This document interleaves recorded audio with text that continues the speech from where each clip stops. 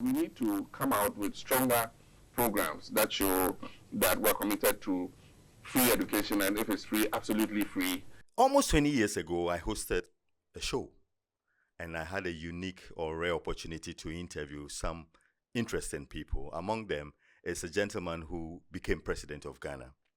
And as history would have it, he's running for office again. I tried to ask him on that show what the differences between the NPP and the NDC were. And as you know, in Ghana, we have a duopoly. The dominating parties are the NPP and the NDC, and you're going to be shocked what they said. Take a listen. We need to sharpen the contradiction between us and the NPP.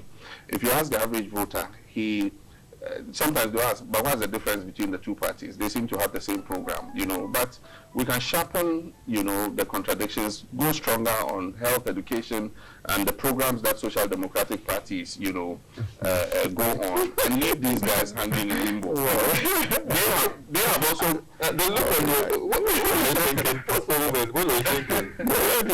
Really? Okay. They have also moved from the more extreme right to the center and doubling in some social welfare program, but we need to come out with stronger programs that show that we're committed to free education, and if it's free, absolutely free, and set definite targets that in 10 years we want to make sure that every child of school going age is in school, and that people's access to health care by certain criteria would have improved dramatically. I mean, things like that. I think we must sharpen the difference between us and you see, in the first place, we need to know.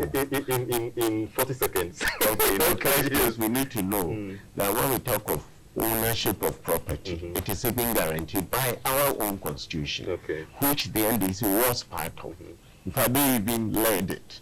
So it should not be presented, the story should not be told as if it is only the young people that is interested in property. I believe more NDC people have even more properties than some NPP people. But beyond that, it's not about possessing property. Beyond that, the freedom, the liberty that we need to develop, and so on. I think these things are very crucial.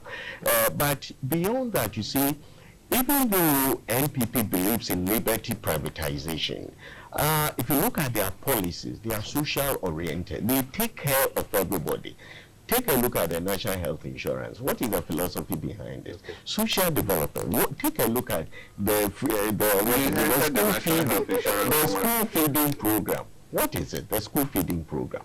What can be more social oriented than school feeding, this capitation grant which absorbs some fees and so on. So I believe that at the end of the day, when people are saying that they don't see any difference between NDC and MPP, we need to understand what they are saying. What they actually mean is that they don't see any difference in terms of the messages that they give out to people, but they see a big difference in terms of meeting the targets of development and so on and so forth. Okay. So I don't think that on paper, if you talk about I'm a social democrat, that places you above a certain level. Well, they will look at it.